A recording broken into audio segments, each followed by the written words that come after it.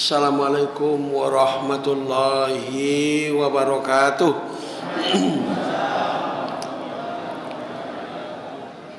Alhamdulillahi rabbil alamin, wa bihi nasta'in ala umuri dunya waddin. Wassalatu wassalamu ala asyrafil anbiya'i wal mursalin wa ala alihi wa sahbihi ajma'in. Raditu billahi rabba wa bil islami dina wa bi muhammadin nabiyyan wa rasula wa bi qur'ani imama wa bi ka'bati qiblatana. Amma ba'du, qala Allahu ta'ala fil qur'anil karim, a'udzu billahi minasy syaithanir rajim. Ya ayuhan nasu ubudu rabbakumul ladzi khalaqakum wallazina min qablikum la'allakum tattaqun. Syahrul Ramadan allazi unzila fihi al-Qur'anu hudal linnas wa bayyinatin minal huda wal furqan. Hadza bayanul linas wa hudan wa mau'izatul lil muttaqin.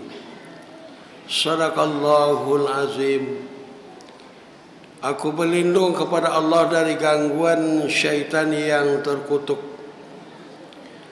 Wahai seluruh manusia, beribadahlah kamu kepada Allah Tuhanmu yang telah menciptakan kamu dan yang telah menciptakan orang-orang yang sebelum kamu. Mudah-mudahan kamu sekalian menjadi orang-orang yang terpelihara. Bulan Ramadan, pada bulan itu diturunkan Al-Quran sebagai petunjuk untuk seluruh manusia. Dan Al-Quran itu dilengkapi oleh Allah dengan penjelasan-penjelasan dari petunjuk itu, dan dalam hidup berfungsi sebagai pembeda. Allah mengatakan sesungguhnya inilah Al-Quran, ayat yang datang dengan jelas untuk seluruh manusia, sumber petunjuk dan pelajaran yang baik untuk orang-orang yang bertakwa.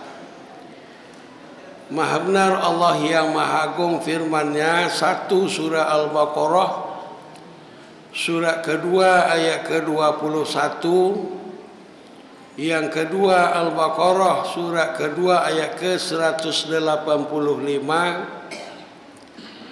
dan yang ketiga surat ketiga Ali Imran ayat ke-138. Pak Ketua, Bapak-bapak dan Ibu-ibu, seluruh pengurus, jamaah, para pemuda, remaja, anak-anak kami, para pelajar, singkat kata pendek ucapan, seluruh jamaah Masjid Quwwatul Ummah yang ada di dalam masjid, dan sejauh suara ini dapat didengar, dapat diterima, yang dimuliakan. Kita bersyukur kepada Allah, bersalawat kepada Rasulullah sallallahu alaihi wasallam. Alhamdulillah, pada malam ini ceramah kita yang kedua di bulan Ramadan. Setelah waktu subuh lampau itu, kita berbicara tentang ikhlas. Lalu pada kesempatan ini kita bicara sedikit tentang Al-Quran sebagai furqan dan beberapa petunjuk Allah untuk mengatur prinsip berkeyakinan, mengatur prinsip beribadah, mengatur prinsip bermuamalah, antara sesama kita manusia, lintas agama, dan antara kita sesama umat dalam umat yang beragama. Bapak-bapak dan ibu-ibu yang berbahagia, ini rasanya penting sekedar kita ungkap, minimal setidak-tidaknya untuk sekedar membangunkan kembali kalau ada yang terlupa. Sebab akhir-akhir ini kadang-kadang mungkin disadari atau tidak, sudah terjadi semacam kaburnya nilai-nilai, tidak jelasnya tujuan dan sasaran hidup, dan bisa jadi pula tidak tentu pula metode, teknis, pendekatan apa yang harus dilakukan untuk yang namanya mewujudkan tujuan, yang kadang-kadang tujuan itu pun juga bisa kabur di dalam kehidupan. Kadang-kadang kita berada pada suasana yang sudah terlalu manja, pada suasana yang aman. Walaupun mungkin kadang-kadang kondisi aman itu mungkin telah menghadirkan sesuatu yang membosankan, mungkin sesuatu yang sudah menyimpang, tetapi kadang-kadang orang tidak berani berkata iya atau tidak. Orang sering terperangkap dalam kehidupan permisifme, setuju dengan apa yang ada, dibanding dari melakukan semacam inovasi, khawatir nanti kalau tidak diterima oleh kondisi-kondisi lingkungan yang kadang-kadang begitu kuat dan mencekam. Lalu kadang-kadang tidak jelas lagi mana yang jihad, mana yang perjuangan, yang kadang-kadang indah dalam ucapan, menyilaukan dalam pikiran, tetapi tidak berani tampil untuk menyampaikan kebenaran.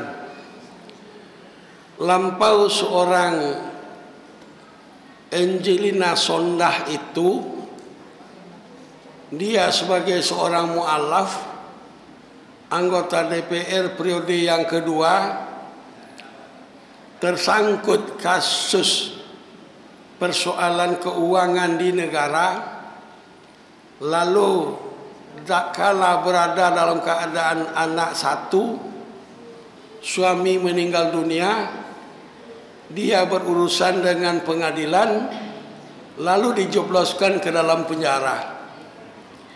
Begitu dia keluar, dia diwawancarai oleh Rosiana Silalahi, seorang jurnalis perempuan hebat milik Indonesia. Dalam wawancara itu antara lain Rosiana mengatakan, Angie, kamu adalah wanita cantik, kamu adalah orang cerdas, kamu itu adalah putri Indonesia, tetapi kamu itu koruptor. Kenapa terlalu cepat dan terlalu mudah kamu itu berubah? Dengan lugas Angelina Sondah memberi jawaban, kesalahan saya adalah saya berada pada suatu tempat yang salah dan saya tidak berani berkata tidak. Air betapapun jernih putihnya, bila diseduh ke dalamnya kopi, maka warnanya akan segera berubah. Lalu dia yang telah dipenjara 10 tahun, apa katanya penutup wawancara itu? Terima kasih Pak Hakim. Kenapa dia berkata terima kasih Pak Hakim? Ya, ternyata jalan hidup mungkin yang ditentukan oleh Allah sebagai waktu lampau non-Islam, gadis cantik manis cerdas dikolakan oleh bapaknya ke SMA Australia. Lalu setelah dia pulang, dia aktif di politik, lalu dia muslimah, bapaknya kecewa 3 hal. Satu, kecewa karena anaknya itu masuk Islam. Yang kedua, kecewa karena anaknya itu masuk politik. Dan ketiga, kecewa karena anaknya terlibat korupsi. Tetapi bapaknya tetap saja menerima dengan kesabaran. Walaupun kata NG itu, rapat keluarga, ingin mengucilkan saya dari keluarga. Tetapi bapaknya yang seorang pastor itu, pimpinan gereja, sebagai seorang rektor universitas Samratulangi, bapaknya tetap berkata kepada keluarganya, mungkin ini jalan hidup anak saya. Sehingga kata Angelina itu 10 tahun nanti akan tinggal di penjara. Tahun pertama banyak kawan-kawan, sahabat-sahabat datang membesuk. Tetapi memasuki tahun kedua sudah mulai lengang. Dan di tahun ketiga yang datang itu pada dasarnya hanyalah keluarga-keluarga dekat. Inilah kehidupan. Lalu apa katanya? Terima kasih Pak Hakim, masuk penjara sebagai seorang mu'alaf. Ibu dari seorang anak yang ditinggal di luar penjara umur 2 tahun. Suami telah meninggal dunia, tetapi dia di penjara belajar tentang Al-Quran, membina ibu-ibu napi wanita dalam penjara. Akhirnya setelah 10 tahun di penjara, dia keluar dan dibebaskan dalam keadaan hafiz 15 juz. Ini adalah sesuatu yang mengagumkan.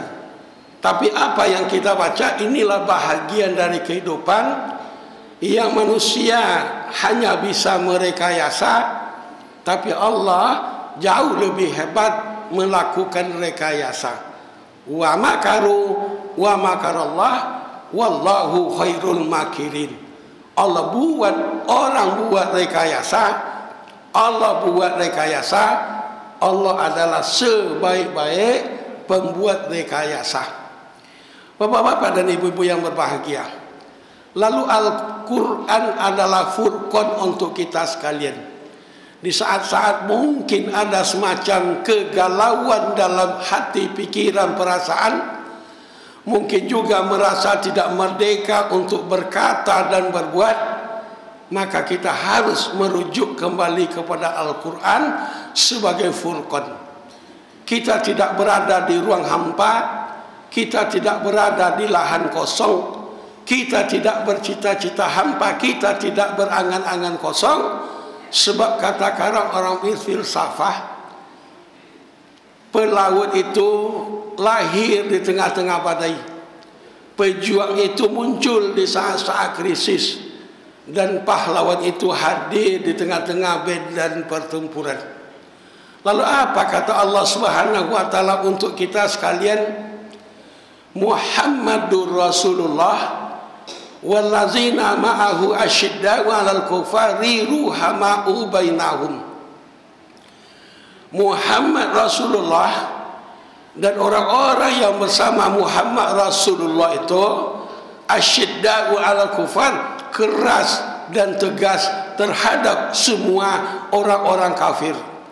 Ruhama'u bainahum.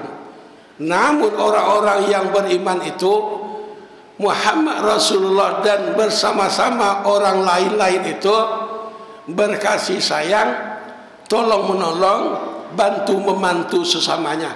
Inilah furqan antara lain dalam kita bersikap dalam hidup.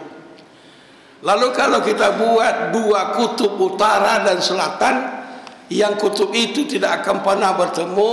Kalau kita katakanlah kutub utara Muslim, lalu kategorisasi Muslim, ada Muslim sebagai orang yang Islam, ada mukmin sebagai orang beriman, ada muhsin sebagai orang yang ihsan, ada mukhlisin sebagai orang yang ikhlas, dan ada muttaqin sebagai orang-orang yang bertakwa. Itu berada pada posisi kita katakanlah kutub yang di sebelah kanan. Lalu kutub yang di sebelah kiri adalah orang-orang kafir dengan berbagai ragam tingkatan kekafirannya, Namun ada pula nanti yang disebut dengan musyrik, ada pula yang disebut dengan munafik, dan ada pula yang dikatakan fasik. Keseluruhnya itu Al-Quranlah yang menentukan bahagian-bahagian itu masing-masing. Jadi waktu ada semacam himbauan, tidak usah dalam sebut orang itu orang kafir, katakan saja non-muslim. Itu sebenarnya ungkapan-ungkapan yang dilatar belakangi barangkali himbauan kekuasaan yang ingin sepertinya mempermudah-mudah persoalan. Islam mengatakan kalau Islam ya Islam, kalau tidak Islam ya kafir. Lalu kalau dikatakan yang namanya kafir itu non-Islam, itu sebenarnya telah mendurhakai Allah. Sebab Allah sudah berkata, wahai seluruh orang-orang kafir, ya ayyuhal kafirun. Kata kafir itu muncul dari Allah, dan orang beriman yang mengimani Al-Quran harus meyakini itu, harus mengamalkan itu, dan harus membaca itu. Jangan hendaknya kita terbelenggu oleh sebuah kekuasaan yang kadang-kadang ingin memanis-maniskan persoalan. Sebab bagaimanapun juga terlalu banyak manis bisa-bisa terperangkap penyakit gula. Bapak dan ibu-ibu yang berbahagia, lalu bahagian kita, satu muslim, yang kedua teman yang kafir, apa sikap perilaku sesama orang Islam? Ruhama'u bainahum, berkasih sayang sesamanya, membantu, menolong, melindungi. Kadang-kadang yang kita sayangkan, ada orang Islam kadang-kadang dengan kotak-kotak mungkin organisasi, kotak-kotak mungkin politik dan lain sebagainya. Ada yang sepertinya setia orang Islam kepada orang kafir dibanding dengan setianya kepada sesama Islam. Ini sebuah kesadaran yang perlu kita pikirkan. Saya tidak mengatakan itu salah, sebab hari ini orang agak alergi dikatakan salah, tapi setidak-tidaknya perlu menjadi pemikiran oleh kita bersama.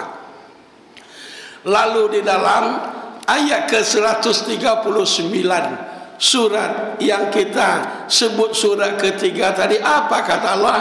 Wala tahinu wala tahzanu wa antumul a'launa in kuntum mu'minin. Kamu hai orang-orang beriman, jangan merasa lemah, jangan bersedih hati. Kualitasmu itu paling tinggi jika kamu benar-benar meyakini, menerima, menjalankan dan mempertahankan keberimanan kamu itu. Lalu dalam surat kelima ayat kedua Allah berkata, wa ta'awanu 'alal birri wat taqwa wa la ta'awanu 'alal ismi wal udwan. Wahai seluruh orang-orang yang beriman, bertolong-tolonganlah kamu antar sesama kamu dalam melakukan kebajikan dan takwa, dan tidak dibenarkan bertolong-tolongan dalam keburukan, dosa dan permusuhan. Bapak-bapak dan ibu-ibu yang berbahagia, kalau itu diungkap lebih luas, ta'awun itu ada beberapa kategorisasi. Ada ta'awun, ada tanasur, ada tarohum, dan ada pula yang tertinggi namanya takaful. Itu adalah milik kita bersama, dan itu Al-Quran yang menentukan. Lalu bagaimana dengan orang-orang kafir? Allah mengingatkan kita sekalian dalam surat ke-8 ayat ke-55. Inna syarrad dawabi indallahi allazina kafaru wa hum la yu'minun. Makhluk bergerak yang bernyawa yang paling buruk dalam pandangan Allah adalah orang-orang kafir, karena mereka itu tidak beriman. Jadi dalam kehidupan Furqan melalui Al-Quran, orang beriman kalau benar-benar melakukan imannya, kualitasnya paling tinggi. Kenapa kita harus sepertinya gengsi-gengsian pula menghadapi orang-orang kafir?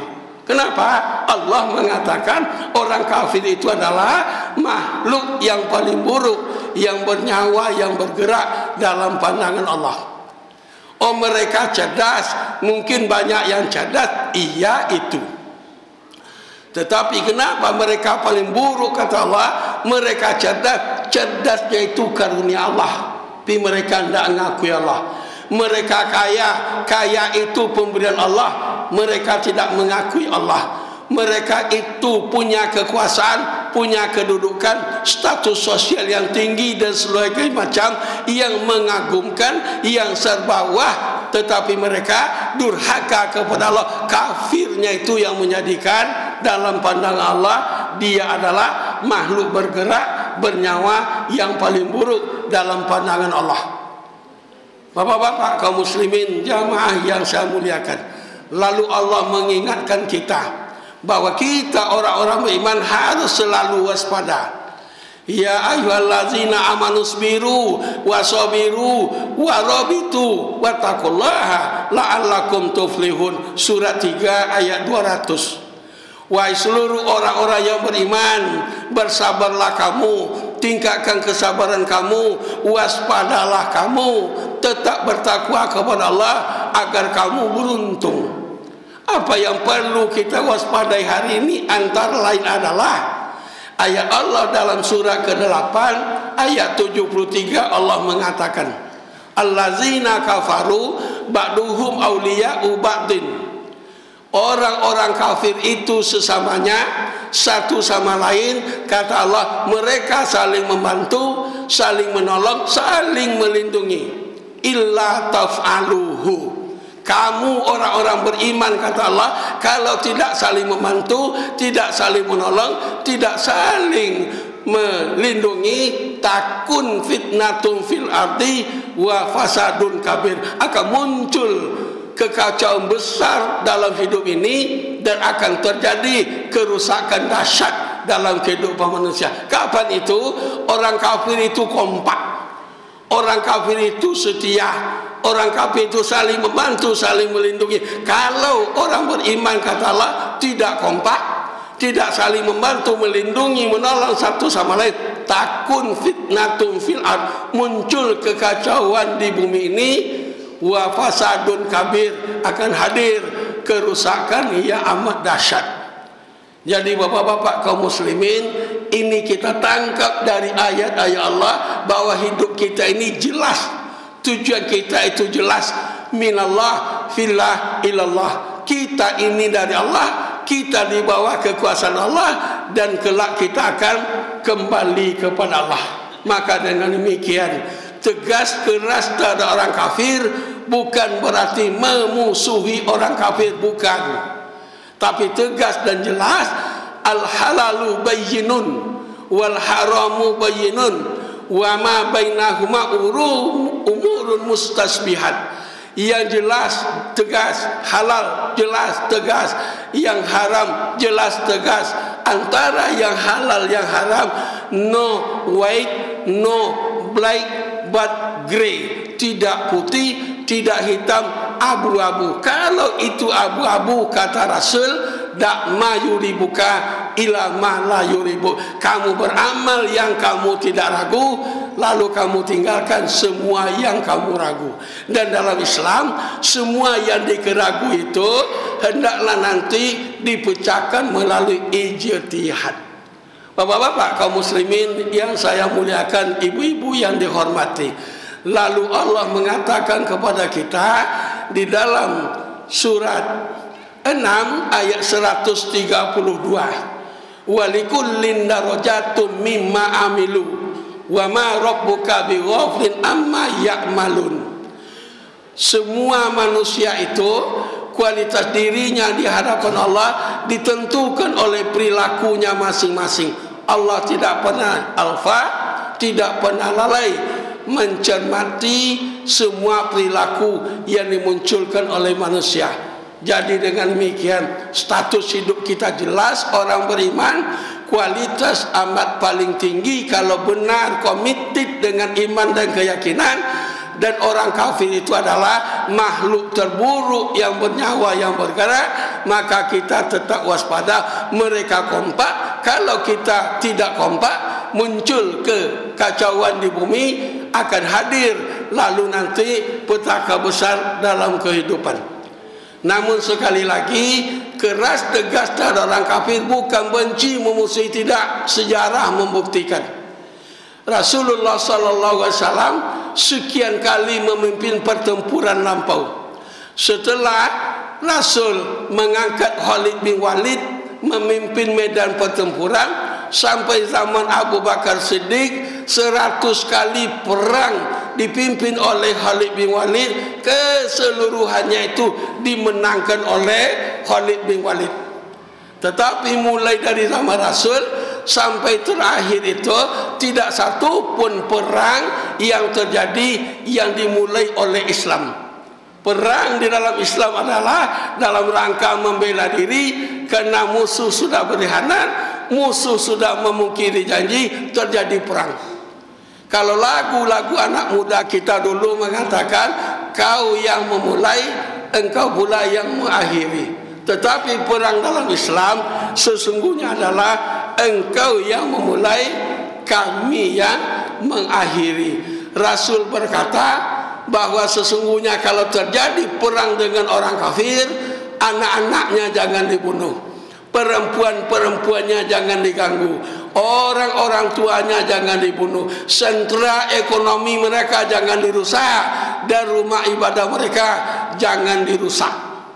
Lalu apa makna perang dalam Islam?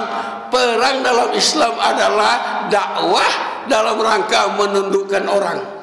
Kalau ternyata musuh sudah tunduk, pilihan satu di antara dua, mau Islam.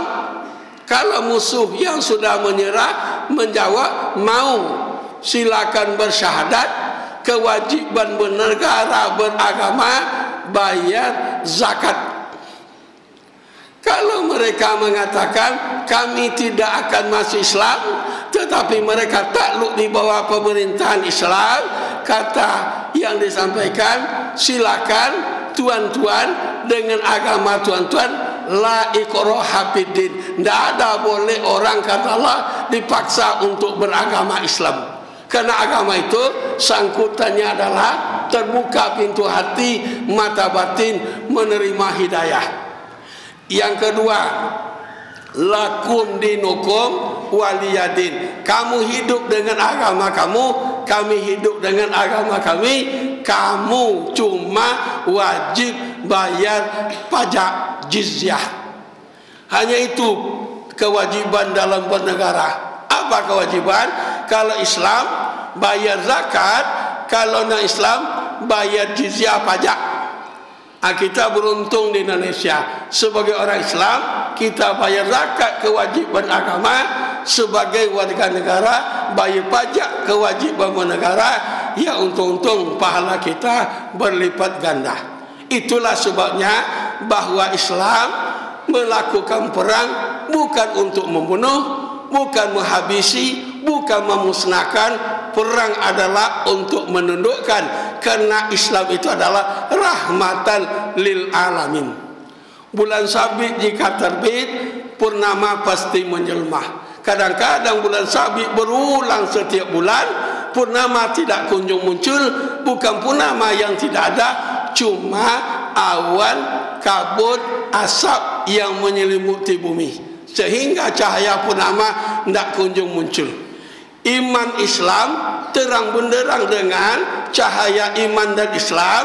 Tetapi kalau sekiranya cahaya iman Islam tidak muncul dalam kehidupan masyarakat, mungkin juga masyarakat sedang dililit oleh kabut-kabut kebatilan dan kebakilan. Betapa banyaknya perdagangan narkoba dilindungi orang, judi online dilindungi orang, yang namanya tambang emas, batu bara ilegal dilindungi orang, dagang sabu dilindungi orang. Siapa yang melindungi? Saya kira bapak jauh lebih tahu dari saya, ibu lebih maklum dibanding saya. Apa ini namanya? Penyalahgunaan kekuasaan dan penggunaan kekuasaan di jalan yang salah. Itu mungkin sebabnya bulan sabit telah terbit, tapi yang namanya purnama tidak kunjung menjelma dalam kehidupan.